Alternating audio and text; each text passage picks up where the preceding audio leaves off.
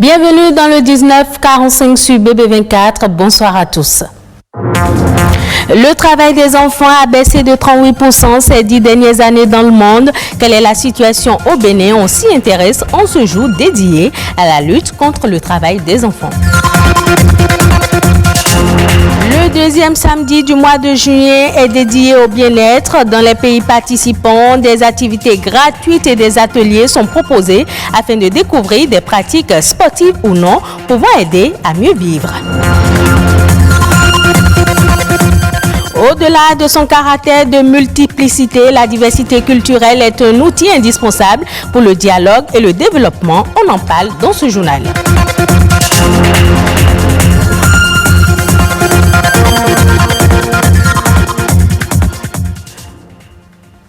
Un enfant béninois sur 3 est en situation de travail malgré les efforts qui sont faits dans le domaine. Dans le monde, le travail des enfants a baissé de 38% ces 10 dernières années. Cependant, des millions d'enfants sont encore touchés, une situation aggravée par la pandémie de Covid-19. Alors, quelle est la situation au Bénin? Alessandra Djoton s'est intéressée à cette question à l'occasion de la Journée mondiale de lutte contre le travail des enfants ce 12 juin 2021. Le terme « travail des enfants », selon des références au plan international, est défini comme un travail qui prive les enfants de leur enfance, de leur potentialité et de leur dignité et qui nuit à leur développement physique et mental. La pratique est observée dans plusieurs pays, dont le nôtre. Quand on considère les chiffres en 2014, il y a eu des progrès significatifs. De 2014 à maintenant, la tendance était de 52,5%. Actuellement, nous sommes à 33%. Plus de la moitié de cet effectif est actif au niveau du secteur primaire, dont l'agriculture, l'élevage, etc. Vous avez beaucoup d'enfants qui sont là, tout simplement parce que c'est des activités, disons, traditionnelles, pour lesquelles les parents ont pris l'habitude, de façon séculaire, n'est-ce pas, de se faire accompagner de leurs enfants et de se faire aider par leurs enfants. Vous paraissez un extraterrestre quand vous tombez dans certains milieux et vous dites aux gens que l'enfant ne doit pas conduire les bœufs au pâturage, par exemple. Autres endroits où l'on retrouve également beaucoup d'enfants, c'est dans les marchés et les restaurants. Une situation bien assez triste. Ça me chagrine beaucoup. Ça me chagrine parce que je suis un enfant aussi. Et je juge que ces enfants ne connaissent pas leurs droits. Il y a aussi certains parents qui sont modestes et qui sont dans des situations qui ne leur permettent pas de respecter certains droits des enfants. Anaël, 15 ans, est membre de l'ANASEB, l'Association nationale des conseils d'enfants du Bénin. Eudine l'est également. Les deux adolescentes condamnent le phénomène. Si vous posez la question à beaucoup de gens, ils vont vous dire de sensibiliser. Mais selon moi, seulement la sensibilisation ne peut pas arrêter ce fléau. En sensibilisant, il faut en même temps appliquer les tests de notre nation qui interdit cela. Le travail des enfants perpétue en effet le cercle vicieux de la pauvreté car il empêche ceux-ci d'acquérir les compétences et l'éducation nécessaires pour améliorer leur avenir.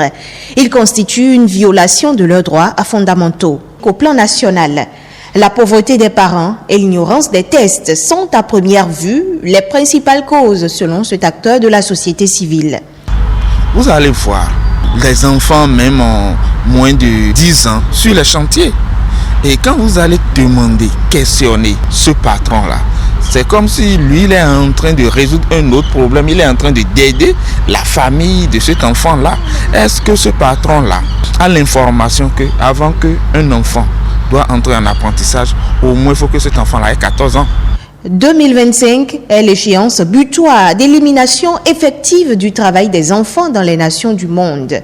Un engagement auquel le Bénin est lié car ayant souscrit aux objectifs de développement durable ODD.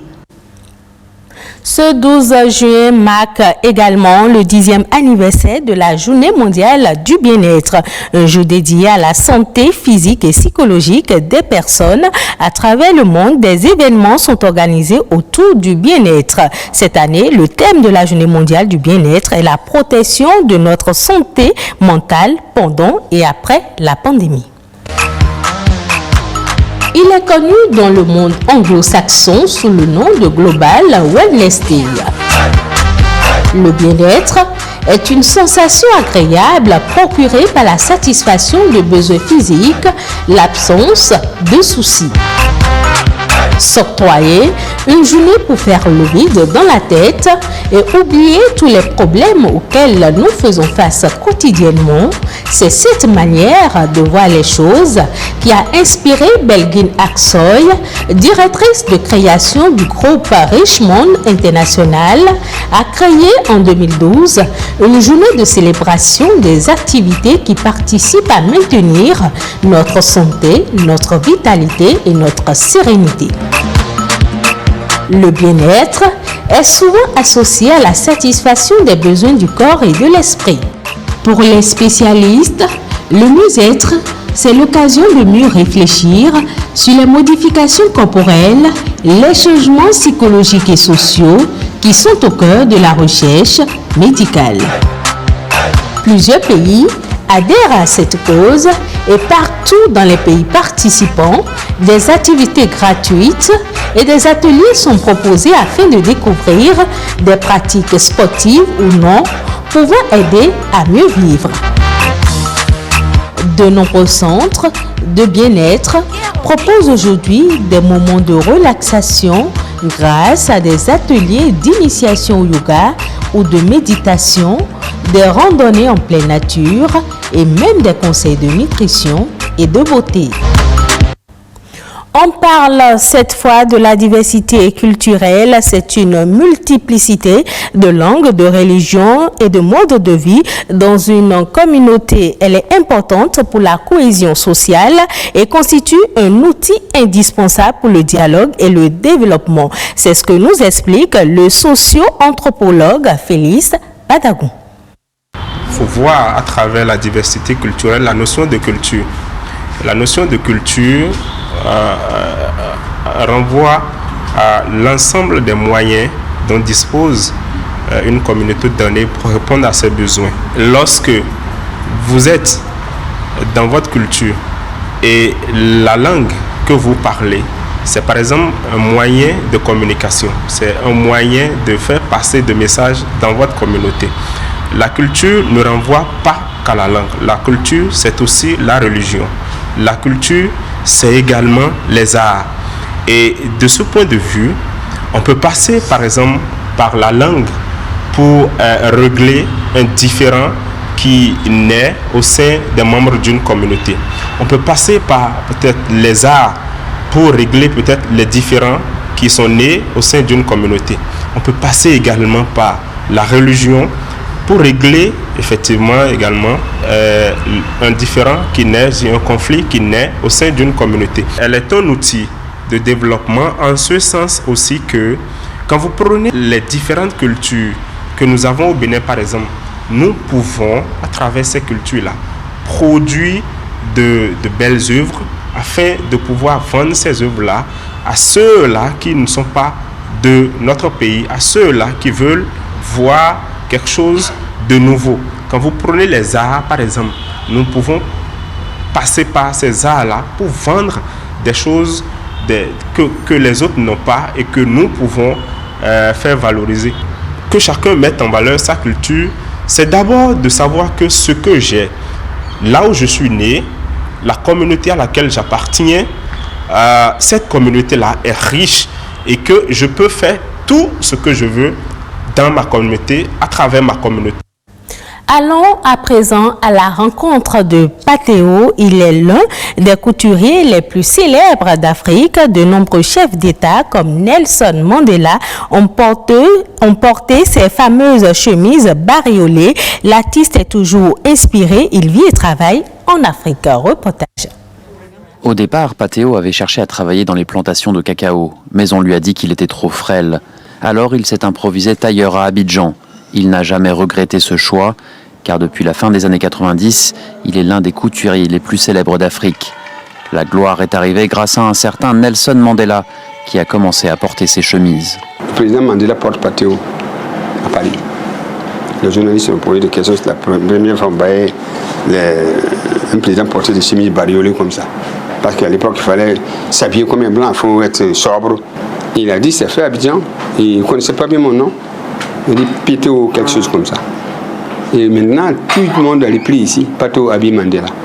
Notre 3e édition là, les gens ont pillé la boutique. Aujourd'hui, de nombreux présidents et célébrités du continent portent ses créations. Patéo possède des boutiques dans une dizaine de pays d'Afrique. Il emploie une 60aine de personnes, comme ces teinturières dans le quartier de Trècheville à Abidjan. Je suis content quand je vois les grands hommes porter mon travail, je suis content grâce à Patéo. Il y a quelques jours, une grande fête était organisée pour célébrer les 50 ans de sa carrière. Je suis heureux parce que c'est mon boulot, c'est pas autre chose. Je suis heureux d'avoir accompli un travail, c'est tout. Voilà. À 70 ans, Patéo vient d'inaugurer une fondation. Son rêve est que beaucoup plus de jeunes créateurs africains rencontrent le succès.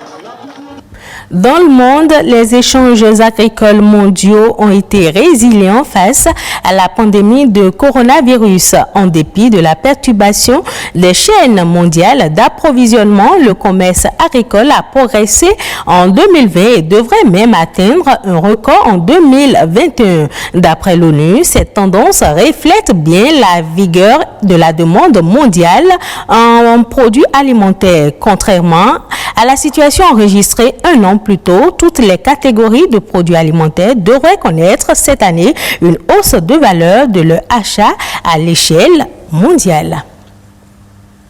Et ce sera tout pour cette édition. Merci de l'avoir suivi. Retrouvez ce journal sur le site de l'ORTB, www.ortb.bj.